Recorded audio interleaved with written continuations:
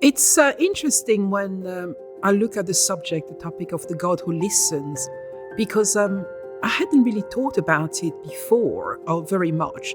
Because very often we look at the God who speaks, and we know that God speaks to us in so many different ways. But when I was reflecting on the God who listens and the God who hears me, I keep being taken back to a story about Mother Teresa. And she was in an interview and being asked, what do you do in prayer? And she said, I listen. And then she was asked by the interviewer, okay, so what does God say? Or what does God do? He listens. And it was in that silence that she could hear God listening to her. And I just thought, that's amazing that God listens to us and we're not always aware that He does that. And yet He's always there, and He's always listening to everything we say, everything we do, everything that we are. When you love someone, you really want to listen to everything they're saying, because you're learning about that person. You want to know everything, and you want to really be able to respond in kind in what they're saying. And that's how I want to see, or I see God. That God, because He loves us so much, He's always listening. Now, there's a difference with hearing, because here we hear a lot of things. We're walking, wherever we're going, there's always noise around. But God is not somebody who just hears and doesn't take anything, but He goes beyond hearing. He listens because He loves us. And that's the difference. It's the relationship of love. So in my own time, in my own spaces of prayer, how do I see, or how do I understand God is listening to me? I think it's going back to relationship. You don't need to talk. You don't have to say anything. It's the quality time. It's the space that you have with one another.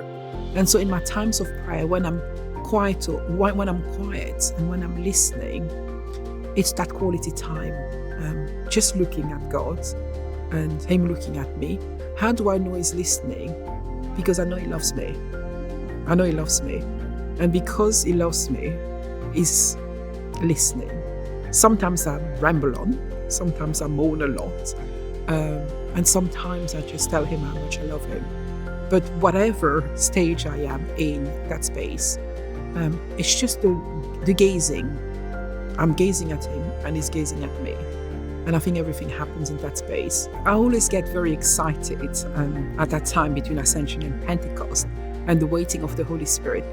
But I get excited because it's very personal for me. When I came back to my faith, when I really came back to my faith, it was at a time, we were running seminars on living life in the power of the Holy Spirit. And I had no idea. So I was really learning my faith anew, although I had been brought up in the Catholic faith.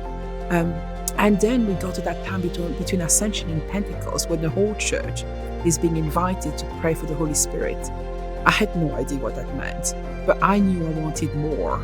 And I was looking at people around me, and I was being inspired by how alive they seemed in their faith.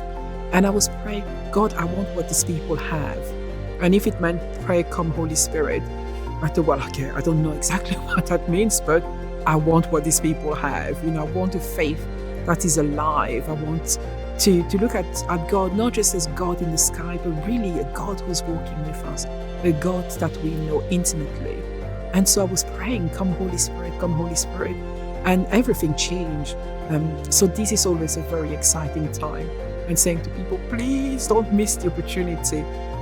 Pray, come Holy Spirit. And like me, you might not know exactly what it means or how your life will unfold from that. But it's that openness to praying, come Holy Spirit, and pray that for your families, pray that for your friends, pray that for your postmen, that the Holy Spirit will come and just transform, and create new life. So very exciting time.